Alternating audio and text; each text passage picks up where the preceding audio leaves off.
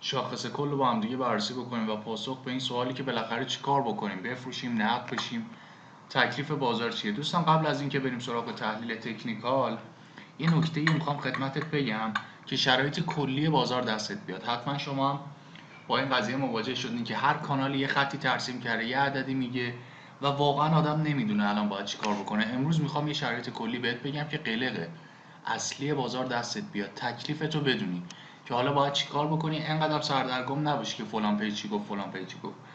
بحث تکنیکال شاخص هست که با هم دیگه در ادامه بررسی خواهیم کرد، اما بحث ورود و خروج نقدینگی دوستان تو این چند وقته بازار از لحاظ روانیه که به هم ریخته و یعنی از لحاظ تکنیکال توی شرایط خوبی قرار داریم.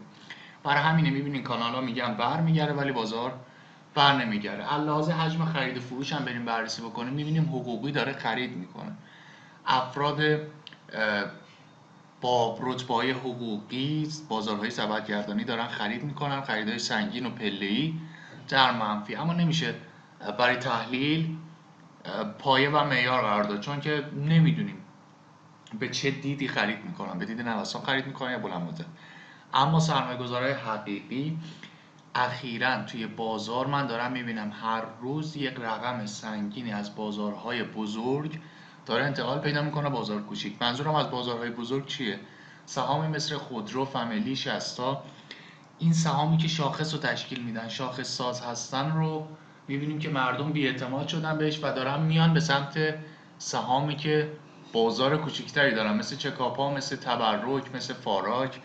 همونطور هم که شاهدین سهام بازار کوچیک بیشترین تقاضا رو دارن.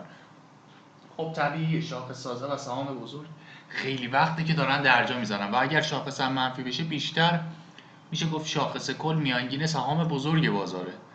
یعنی سهام بزرگ بازارن که روی شاخص تاثیر میذارن و برعکس شاخصی که روی سهام بزرگ بازار تاثیر میذاره. پس شاخص کل میشه گفت بیشترن 70-80% مربوط میشه به سهام بزرگ بازار و بحث روانشناسی بازار. سهام کوچیک با شاخص هموزن پیش میرن.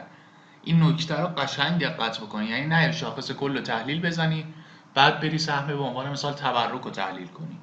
چرا؟ چون سهم تبرک بازار کوچیکه و برمیگرده به شاخص هموزن نه شاخص کل. شاخص کل شامل سهام بزرگ بازار. خب بریم شاخص کل رو بررسی بکنیم. پس این یه نکته رو دقت بکنید، شاخص کل و شاخص هموزن رو از همدیگه جدا بکنیم. شاخص کل بیشتر شامل سهام بزرگه. بعد بریم سراغ تحلیل. دو اینکه بررسی که میکردیم میدیدیم نقدینگی داره از سهام بزرگ بازار و شاخص ساز بازار میره به سمت سهام کوچیک که اتفاقا شرایط خوبی دارن. منم توصیهم به شما اینه که حتما سهام کوچیک تو سبد داشته باشین، چون تو این چند وقت سهام کوچیک خیلی رشد خوبی داشتن، به این دلیل که میشه با یه حجم نقدینگی کم جابجاشون کرد. بریم سراغ تحلیل. اول بیایم از محضر الیوت شماری بررسی بکنیم، اونم موجهای بزرگ که با عدد آبی رنگ مشخص کردیم. اینجا موج 1 منه، این موج 2 من، موج 3 من، موج 4 من و بعد موج 5 اکستند شده. بعد از اینکه 5 موج صعودی زده میشه ما چند نوع اصلاح داریم. اصلاح مثلثی هست، اصلاح زیگزاگ هست. در این نوع اصلاح ساده ABC رو داریم. A در قالب موج B1 استراحتی کرده.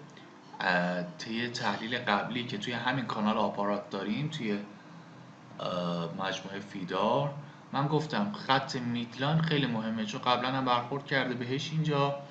پس این کانال خیلی واکنش خوبی نشون میده نمودار شاخص بهش. ببینید چندین بار برخورد کرده به این کف، واکنش داده. خطوط میکرولاین کانال ببینید، بذارین پررنگ ترش بکنم که مشخص بشه، ببینید چقدر واکنش خوبی داشته. پس میشه انتظار داشت این بار هم واکنش خوبی بده. قضیه از ابتدای سال 97 ما این شاخص رو بررسی کردیم. ببینیم از ابتدای سال 97 تا الان ریزشی هم اگر بوده این کانال جواب داده بهش. پس نمیشه زیاد گفت که این کانال معتبر نیست. 70-80% میشه گفت این کانال معتبره و حرکت بلند مدت شاخص رو داره بر ما پیش بینی میکنه. کما اینکه شاخص هم واکنش‌های خیلی خوبی داشته. ببینید چندین بار برخورد کرده به خطوط میکرولاین کانال، خطوط میدلاین کانال، سقف و کف کانال. ببینید چقدر واکنش خوبی داده. پس میشه به این کانال اعتماد کرد در لحاظ تکنیکالی. بریم الیوت شماری و ادامه‌شو بررسی بکنه. خب خودتون میدونید هر موج بزرگ خودش از 5 تا موج کوچیک تشکیل شده. اینجا موج 1 من اومدم الیوت شماری کردم، خودش از 5 تا موج تشکیل شده. این موج 2 استراحتی من مجدد، موج 3 من خودش از 5 تا موج تشکیل شده. میبینین چقدر خوب و منظم. 1 2 3 4 5.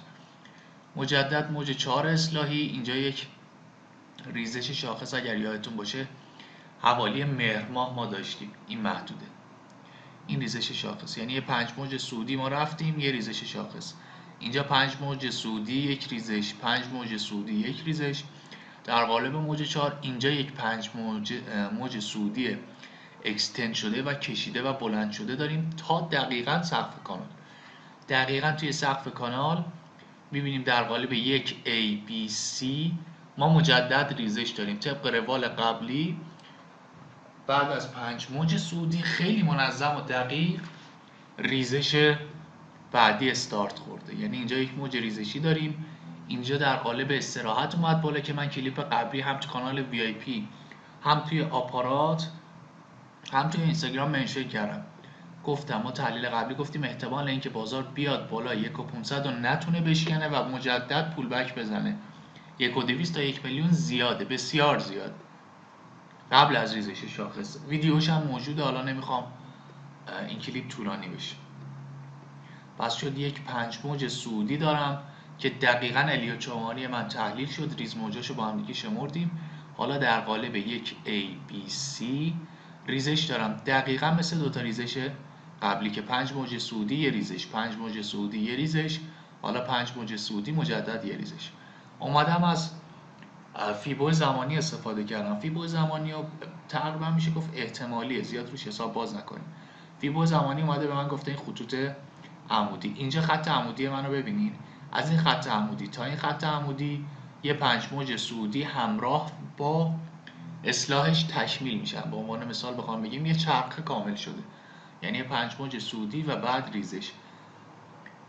بعد از اون مجدد یه 5 موج صعودی و یک ریزش. کامل شدنش از این خط عمودی تا این خط عمودی ادامه داشته، یعنی از این خط عمودی تا این خط عمودی یک 5 موج صعودی دارم و بعد ریزش. در واقع میشه گفت یک چرخه کامل شده. حالا از این 5 موج صعودی تا این ریزش من فیبو اومده اینجا رو بهم نشون داده، یعنی این محدوده تقریبا میشه گفت 11/2400 رو به من نشون داده که اگر بنابراین باشه که شاخص برگرده این محدوده برمیگرده. میگم زیاد اعتمادی به فیبو زمانی نیست، ممکنه شاخص زودتر برگرده، ممکنه کلا از بین بره اصلا شاخص. طبق نظم قبلی، طبق سابقه قبلی این اعداد رو به من نشون میده. اگر فیبو زمانی هم خب دقیق جواب داده. ببینید اینجا توی این خط عمودی موج صعودی ما شروع میشه، اینجا موج صعودی من تمام میشه و موج صعودی بعدی شروع میشه. میبینید این از این. پس من انتظار دارم اینجا 5 موج من که تکمیل شد یک A B و C داشته باشم. همونطور که میبینین A یه موج اصلاحی سنگین، B در قالب استراحت معمولا طبق الیوت شماری و C استراحت مجدد. معمولا انتهای موج C ما یک واگرایی مثبت رو میبینیم، چه تو بازار فارکس، چه ارز دیجیتال، چه بازار بورس تهران. تکنیکالی اگر بخواد برگرده انتهای موج C باید واگرایی مثبت رو ببینیم.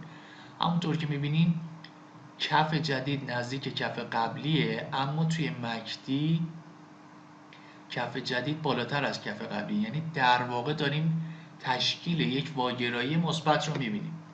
پس من انتظار دارم اگر شاخص همین محدوده، یعنی محدوده 1,200 نتونه برگرده تا محدوده 1 میلیون اصلاحش احتمالاً هست. یعنی یا من انتظار دارم از اینجا برگرده، چرا؟ چون کف قبلیه، یا اینکه مجدد بیاد پایین تا کجا؟ تا کف این حمایت قبلی من که قبلا هم اینجا حمایت شده. تقریبا میشه گفت محدوده 1 میلیون که کف کانال من هم هست. ببینید چندین بار با کادر سبزم مشخص کردم کف کانال واکنش نشون داده. این بار هم پس من انتظار دارم در قالب انتهای موج C حمایت قبلی، کف کانال من این کادر سبزی که با علامت سوالم مشخص کردم بیاد تا این محدوده، اگر نتونه همین محدوده ها، همین هولوش تو این هفته برگرده، بیاد تا این محدوده و از اینجا اگر برگشتی باشه، برگشت استارت زده بشه. من به بچهای کانال VIP هم گفتم حد ضرر شاخص کل رو بذاریم محدوده 1 میلیون، چون اگر 1 میلیون شکسته بشه، علاوه بر این که کف حمایت قبلی که با این خط قرمز مشخص کردم، بذارین رنگش رو عوض بکنم،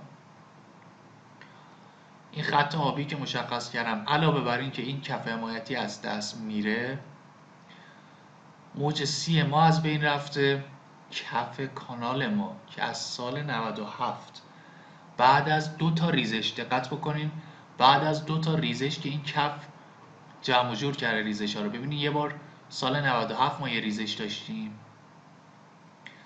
این کف جمعش کرده، یه بار دیگه ما سال 98 تقریبا مهر ماه یک ریزش داشتیم، باز مجدد این کف کانال جمعش کرده. اما این بار مجدد ریزش داریم، انتظار داریم طبق 2 تا ریزش قبلی همین کف کانال جمع و جور بکنه. کف کانال کجاست؟ 1 میلیون. حد ضرر ما کجاست؟ دقیقاً 1 میلیون. پس من انتظار دارم اگر نتونست همین محدوده‌ای که الان هست، یعنی توی هولوش 1.200 برگرده، تا 1 میلیون شاخص بیاد، از 1 میلیون مجدد برگشت بزنه طبق این، بذارین زوم بکنم، طبق این فلشی که من زدم، بیاد تا 1 میلیون، از 1 میلیون برگشت بزنه رو به بالا، یعنی در واقع یک A, B و C ما رو کامل بکنه. این همون حمایت 1 میلیونی که ما مشخص کردیم، خط افقی آبی رنگ ما، هرچند مووینگ ما داره تقریبا اینجا رو نشون میده. من این عدد رو میگم 1.200، هولوش 1.200 نتونه برگرده، یعنی اینجا کف قبلی تا این محدوده طبق فلش مشکی رنگ با اصلاح داریم و بعد اینجا میتونه موج صعودی آغاز بشه، نزدیک فیبو زمانی ما هم هست. اگر چنانچه نتونه 1 میلیون رو حفظ بکنه، سیگنال خروج فوری از بورس تهران صادر میشه. یعنی من احتمال میدم که 1 میلیون برگرده. چرا؟ چون شرایط فوق العاده خوبی پیش میاد برای افراد سرمایه‌دار بازار بورس، برای شرکت‌های سبدگردانی که بتونن از ترس مردم یک نوسان فوق العاده خوبی رو بگیرن. احتمال اینکه بازار از این محدوده برگرده فوق العاده بالاست، چون اینجا داره واگرایی تشکیل میشه، کف کانالمون 2 بار ریزش رو جمع و جور کرده. پس 1 میلیون اگر قراره میانگین کم بکنین، صبر بکنین 1 میلیون برگشت شاخص رو ببینین، اگر شاخص به 1 میلیون واکنششون داد، حتما میانگین کم بکنین. اگر اومد 1 میلیون شکست، من یک همچین سناریو محتمل میبینم که بیاد یه پول بک بزنه و ادامه ریزش. پس 1 میلیون رو به پایین شکسته شد، سیگنال خروج کامل از بورس رو من صادر میکنم حتما، کما اینکه خودم هم از بورس خارج میشم. میتونیم بیاین ارز دیجیتال کار بکنید دوستان، ما کانال ارز دیجیتال هم داریم، سیگنال رایگان، آموزش ارز دیجیتال توی سایت ما هست، لینکشو پایین ویدیو میذارم. پس حواستون به منطقه 1 میلیون باشه. من احتمال میدم اگر این محدوده بر نگرده تا 1 میلیون بریم، 1 میلیون اونجا برگشت بزنه. پس اگر کندل برگشتی بازار سبزپوشی محدوده 1 میلیون شاخص دیدین، میتونین میانگین کم بکنین، بلافاصله نه، اجازه بدین شاخص برگشت بزنه. این شاخص هم بیشتر شامل حال سهام بزرگ میشه، سهام کوچیک باید شاخص هموز بررسی بشه. احتمال میدم تک سهم‌های سهام کوچیک مثبت بشن، چون نوسانگیران نمیذارن که بازار همینطوری بمونه، قطعا نوسانی خواهند گرفت. این کلیپ باشه اینجا که من بعدا قرار یادآوری بکنم، باهاش کار دارم.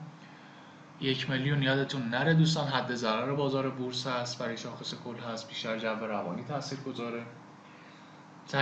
تکلیفتون رو سهام شاخص ساز بدونید. دوستانی که تمایل دارن با ما خرید و فروش بکنن میتونن عضو کانال VIP بشن. دوستانی که میخوان سیگنال ارز دیجیتال رایگان دریافت کنن، چه سیگنال اسپات چه سیگنال فیوچرز، میتونن عضو کانال رایگان ارز دیجیتال ما بشن. مرسی که با ما همراه بودین، مراقب سرمایه‌تون باشین. خدا نگهدار.